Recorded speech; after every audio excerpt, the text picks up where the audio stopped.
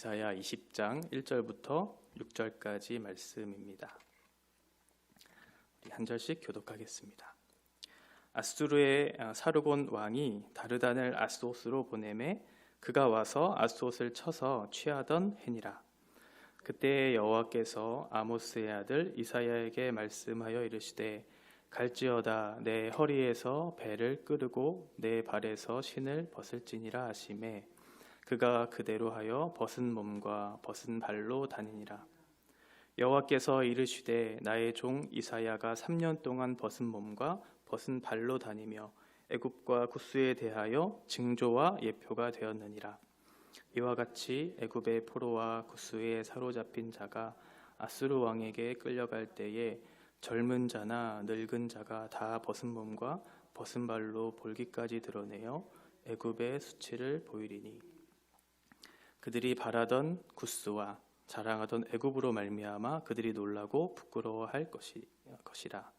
그 날에 이 해변 주민이 말하기를 우리가 믿던 나라 곧 우리가 아수르 왕에게서 벗어나기를 바라고 달려가서 도움을 구하던 나라가 이같이 되었은즉 우리가 어찌 능히 피하리요 하리라. 아멘. 1절에 보시면 아수르 왕의 사르곤 왕이 이제 아스돗을 쳐서 그것들을 정복하던 취하던 해라고 이렇게 기록하고 있습니다. 당시 아수르를 통치했던 이 왕은 사르곤 왕 2세였어요. 그래서 주전 722년부터 705년까지 통치했던 그런 왕이었죠. 그 왕이 이제 아스돗을 취하던 때를 배경으로 하고 있는데 이 아스돗이라고 하는 그 도시는 이제 지중해 바다 옆에 있는 그 블레셋이라고 하는 그 나라가 있죠. 그 블레셋의 5대 도시가 이 아스돗을 포함해서 아스글론과 에그론 그리고 가드와 가스 이렇게 5대 도시라고 이렇게 하는데 지금 아스돗이라고 하는 이 도시는 그 블레셋 그 5대 도시 중에 가장 북쪽에 위치한 그런 도시였어요. 그러니까 지금 아수르가 블레셋을 치는 그런 상황이 지금의 배경을 얘기할 수 있겠죠. 당시의 국제적인 상황을 잠깐 살펴보면 구스라고 하는 그 나라, 지금 아프리카에 있는 이집트 밑에 보면 그 수단이라는 한 나라가 있고 그 밑에 에티오피아와 그 인접한 국가가 이제 소말리아가 있는데 그 지역을 다스리던 그 구스 왕조, 그 구스 왕조가 샤바카 왕조라고 합니다.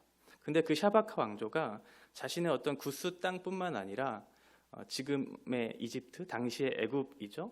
그 지역까지 계속해서 영토를 확장하던 그런 시기였어요. 그런데 이제 북쪽에서는 계속해서 아수르라고 하는 큰 세력들이 계속 남하하면서 그 영토를 이제 넓히려고 하는 그런 상황들이었겠죠. 그러니까 당연히 애굽으로서는 그 상황에서 어떻게 이 아수르와 대적하며 대치하면서 이 상황을 이겨낼 수 있을까 당연히 고민했을 것이고 그러면서 이 주변 지역에 있는 나라들과 동맹을 맺으려고 합니다. 그래서 블레셋과 또 주변에 있는 모압과 에돔 그리고 남유다까지 동맹을 맺어서 우리 같이 반아수르 정책을 취하자 이렇게 권유를 하죠. 그런데 이제 아스돗이라고 하는 그 도시의 왕이었던 아줄이라고 하는 그 왕이 이제 자신들과 동맹을 맺었던 그 애굽이라고 하는 강대한 나라가 있었기 때문에 이제 반아수르에게 그 반아수르 정책을 하는 데 있어서 굉장히 적극적으로 했던 그런 나라였어요. 그러니까 그런 아스돗의 도전에 당연히 아수르는 힘을 내서 이제 그들을 공격을 했겠죠. 그래서 아스돗을 결국은 치게 됩니다.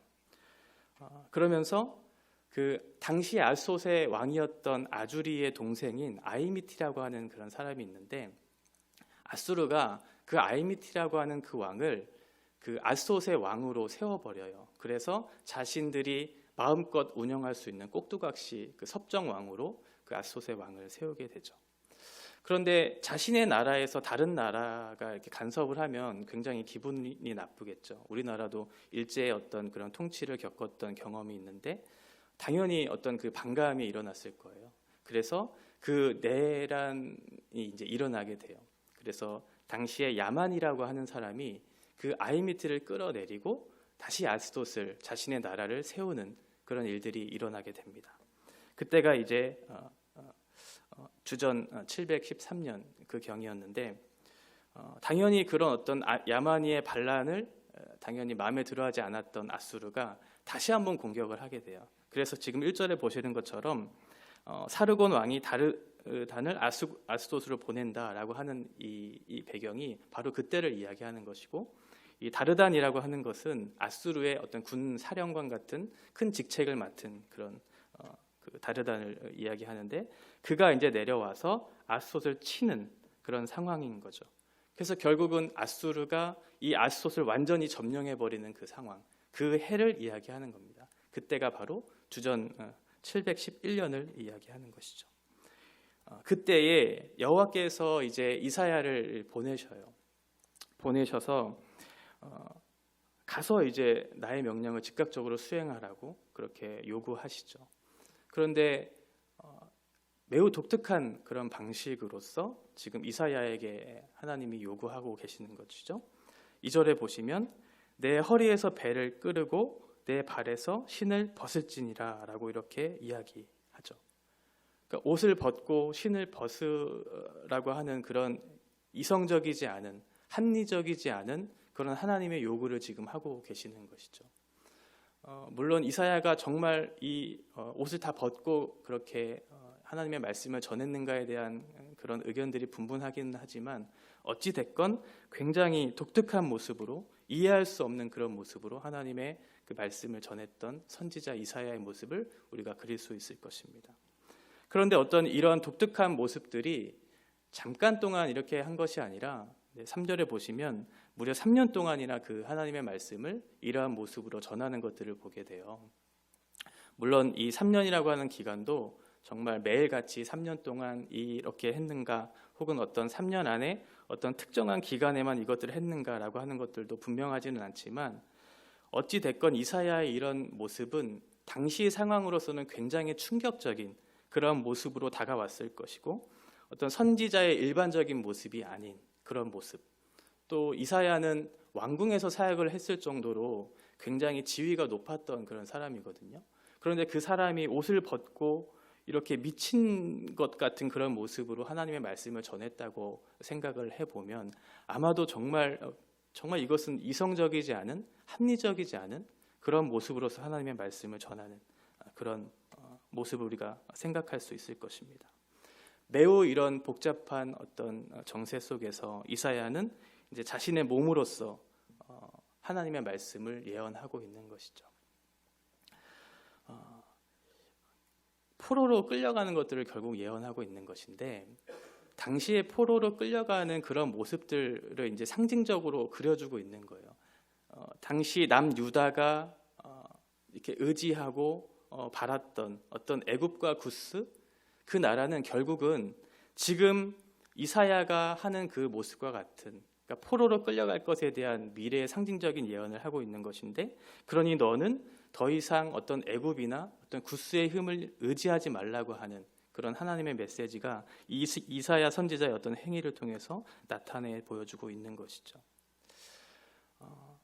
결국은 애굽과 구스라고 하는 그 나라가 이 선지자 이사야의 예언 이후에 약 40년이 지난 이후 한 주전 670년경에 결국은 아수르의 에사라돈에 의해서 점령을 당하게 돼요. 그래서 이 예언이 40년 후에 이제 성취가 되죠.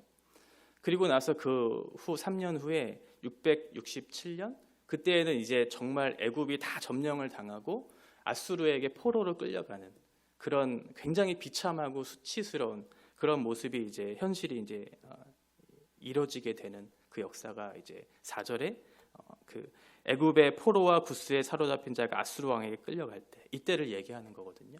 결국은 남유다가 의지했던, 그리고 동맹을 맺어서 정말 자신들의 어떤 힘을 키워서 자신들의 세력을 유지하고자 했던 그 모든 것들이 수포로 돌아가는 것들, 이것들을 이사야 선지자를 통해서 예언해 주고 있는 것이죠. 당장은 너무나 위대해 보이고 이것이 너무나 강력해 보여서 이것을 통해서, 이것을 벗어나면 자신에게 어떤 큰 행복이 있을 것이라고 그렇게 착각을 했던 것이죠. 그러나 이것은 연기와 같이 사라질 권력에 불과했다라는 것들을 하나님께서 말씀해 주고 있는 것이에요. 우리들도 여러 인생들을 살아가다 보면 이 한 고비를 넘게 되면 아마도 우리에게 행복이 찾아올 것이라고 하는 어떤 희망들이 분명히 존재합니다. 물론 그것들이 다 나쁜 것은 아니지만 결국 우리의 인생이라고 하는 것은 또 다른 어떤 삶의 문제들이 닥쳐오게 되고, 그런 문제 앞에서 우리는 그것들을 어떻게 해결할 것인가에 대한 분명한 어떤 판단을 해야 될 때가 분명히 있을 것입니다. 그런데 우리의 인생을 잘 살펴보면 그런 삶의 문제들이 그런 일시적인 문제가 아니라는 것들을 여러분들은 저보다 더 많이 경험하셨을 텐데, 그러면 그 문제 앞에서 우리는 그렇게 일시적인 어떤 방편들을 가지고 그것들을 이겨내고 잠시의 어떤 행복과 어떤 그것들의 상황을 대처하고 위기를 넘어서는 것에 우리의 소망을 두고 거기 안에 그렇게 힘을 싣고 나아가야 하는가? 그런 문제들이 우리 앞에 있는 것이죠. 그리스도인들은 어떠한 문제가 우리 안에 직면한다 할지라도 크게 두려워하지 않을 수 있고 크게 놀라지 않을 수 있는 사람들이 바로 그리스도인입니다. 왜냐하면 어떠한 문제가 우리 앞에 닥쳐진다 할지라도 그것을 주관하시고 역사하시는 분은 하나님이시라는 사실에 대한 분명한 믿음이 있기 때문에 그렇죠. 그리고 우리에게 닥쳐진 그 문제들을 통해서 하나님이 그 일을 통해 합력하여서 선을 이루실 것에 대한 분명한 믿음이 있기 때문에 크게 두려워하지 않을 수 있고 크게 놀라지 않을 수 있는 사람들이 바로 그리스도인들이죠. 그런데 5절을 한번 보세요. 그들이 바라던 구스와 자랑하던 애굽으로 말미암아 그들이 놀라고 부끄러워할 것이니라. 하나님을 신뢰해야 했던 하나님의 백성인 남유다, 이들은 하나님을 신뢰하지 못했어요. 그래서 결국 하나님을 버리고 당장 눈앞에 있는 것들을 이겨내기 위한 현실의 문제 앞에서 그것들을 방법을 찾고 그렇게 자신의 위기를 벗어나고자 했던, 당연히 그러니까 하나님을 신뢰하지 않고 하나님을 버렸으니 그 안에 담대함이나 어떤 두려워하지 않고 놀라지 않을 수 있는 근거가 없겠죠. 늘 우리 앞에 직면하는 그 문제가 늘 산적해 있기 때문에 그들은 그런 어떤 애굽 또 구스의 어떤 그 포로로 끌려갈 것에 대한 그런 상징적인 것들을 보면서 또 눈으로 나중에 보게 되면서 자신이 결정했던 그런 모습들이 너무나 부끄러웠을 거예요.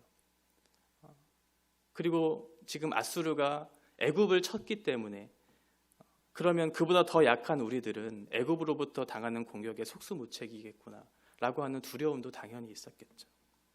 이러한 중요한 선택의 기로 앞에 우리는 어떠한 선택들을 해야 할까?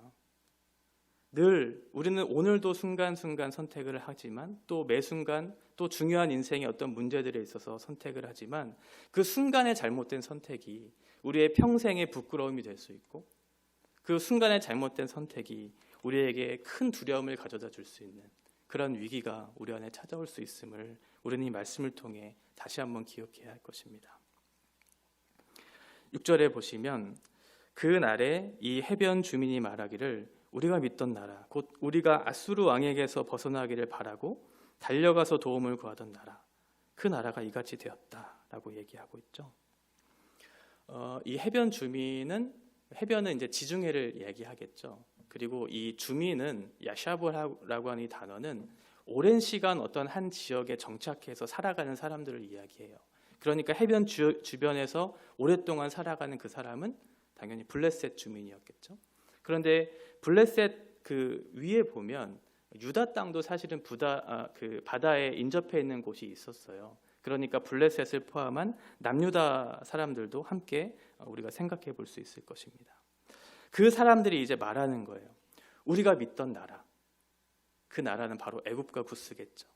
우리가 아수르 왕에게서 벗어나기를 바라고 달려가서 그들에게 도움을 청했던, 우리에게 이 위기를 벗어날 수 있게 해줄 것만 같은 강력한 군대였던 애굽과 구스가 이같이 되었다라고 하는 거죠.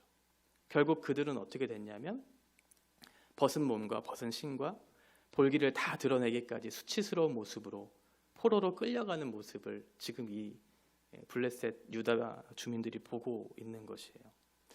왜냐하면 그 애굽 백성들이 667년에 그 아수르로 포로로 끌려가는 모습, 그 도로가 그 지중해 해변을 따라서 이렇게 길을 따라 이동했거든요.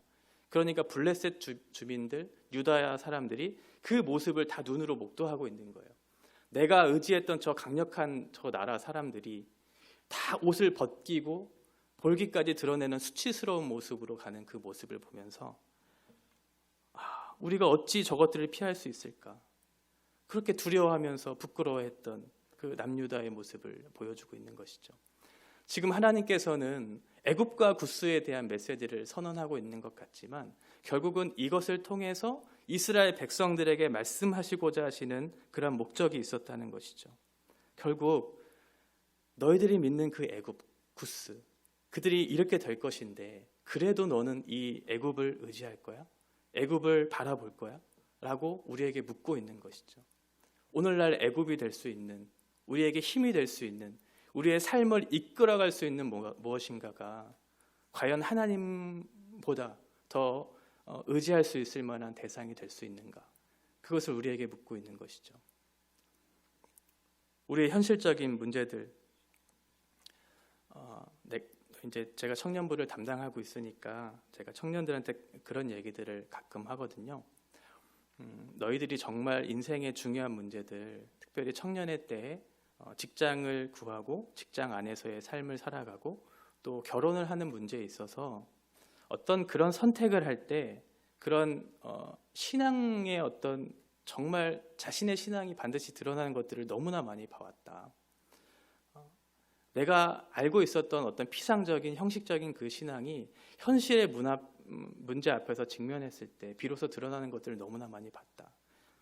정말 많이 봤거든요. 수많은 청년들이 직장을 선택하고 직장 안에서의 삶을 살아가면서 믿음을 버리고 또 결혼을 하면서 믿음을 버리는 수많은 청년들을 많이 봐왔기 때문에 정말 우리의 정말 믿음이 어디에 있는가가 바로 증명될 때가 이 청년의 시기에는 어떤 직장과 결혼의 문제에 있지 않나. 그래서 그런 것들을 이야기해요. 더 어린 아이들을 가르쳤을 때는 물론 그 마음이 이해하지만 시험 기간만 되면 예배의 인원이 확 줄어드는 것들을 보게 되거든요. 과연 우리는 정말 우리가 중요하게 생각하는 것은 무엇인가? 우리는 이것들을 말하고 이것들을 생각하지만 우리의 현실의 문제 앞에서 우리의 직면하는 이 문제 앞에서 우리가 이것들을 취할 때 우리는 어떠한 선택을 하는가? 그 선택이 바로 우리의 믿음의 바로미터가 되는 그런 것들을 너무나 많이 보게 되죠. 여러분들의 인생을 이끌어갈 수 있는, 여러분의 인생을 이끌어갔던 혹은 지금도 이끌어가고 있는 그러한 도구가 무엇인가?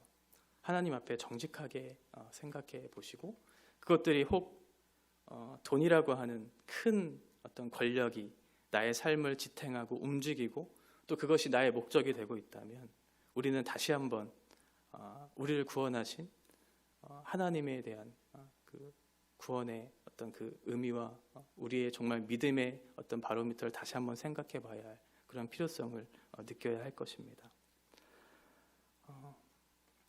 더 이상 어떤 힘의 지배가 아닌 하나님의 그 통치 방법을 우리에게 말씀하셨잖아요. 물론 우리가 살아가는 이 세상은 쉽지 않습니다. 이 세상은 언제나 우리에게 그 도전을 주고 있고 그 위기가 넘어가면 또 다른 위기를 우리에게 주는 그런 세상이지만 하나님께서 우리에게 요구하시는 것은 무엇이냐면 그 현실 너머에 계신 하나님의 약속을 바라보라고 하는 것이죠. 너희들은 이미 경험하지 않았냐? 출애굽 당시 홍해를 가르고 너희들을 구원하신 하나님을 경험하지 않았냐? 그리스도 예수께서 십자가에 죽으심으로 그 이해되지 않는 상황 속에서 우리에게 내려오셔서 우리의 자격이 아닌 하나님의 전적인 은혜로 구원받은 너희들이지 않느냐? 그 역사의 주권자이신 하나님을 신뢰하는 너희들이라면 그 나라를 통치하시는 분이 하나님이시라는 분명한 사실을 믿고 있다면 비록 이 현실 자체가 우리의 삶을 무너뜨리려고 도전하고 그것들을 올가매려고 할 때 우리는 바른 선택, 하나님께서 일하시고 계시지, 하나님이 약속이 우리에게 주어졌지, 우리는 그것들을 경험한 사람들이지, 그러면서 그 믿음을 가지고 이 땅을 살아내야 하는 그런 인생됨을 기억해야 할 것입니다. 우리가 그런 존재들이고 또 우리는 그러한 존재로서 이 세상 가운데 나아가서 하나님의 사람임을 증거해야 하는 사람들이기 때문에 그렇죠. 더 이상 세상적인 방법이 아니라, 더 이상 애굽을 의지하는 것이 아니라 그 너머에 계시는 하나님의 약속, 하나님의 역사하심을 신뢰함으로 오늘도 믿음으로 이 길들을 걸어가는 저와 여러분들이 되시기를 간절히 바랍니다. 기도하겠습니다. 하나님 아버지, 그렇습니다. 주님은 역사를 주관하시는 우리의 하나님이시고 오늘도 우리의 삶의 곳곳에서 우리를 다스리시고 인도하시는 우리의 하나님이심을 저희들이 믿고 또 하나님을 신뢰함으로 나아가기를 원합니다. 때로 우리의 현실이 우리의 신앙을 또 우리의 삶을 무너뜨리려 하는 그런 공격들이 닥쳐올 때라도 우리가 무엇을 바라봐야 하는 사람들인지를 다시 한번 상기시키게 하시고 또 우리를 구원하신 하나님의 역사가 또 우리 각자에게 경험되어졌던 그 하나님의 은혜가 우리의 삶을 이끌어가는 힘이 되게 하셔서 더 이상 현실의 벽 앞에 무너지지 않고 믿음으로 하나님을 신뢰하며 살아갈 수 있는 하나님의 사람들이 되어지기를 원합니다. 우리의 말이 아니라 삶으로서 하나님을 바라보고 그 존재가 하나님을 드러내는 믿음의 사람들이 되어질 수 있도록 오늘 하루도 하나님께서 저희들과 함께하여 주시옵소서. 예수님의 이름으로 기도합니다. 아멘.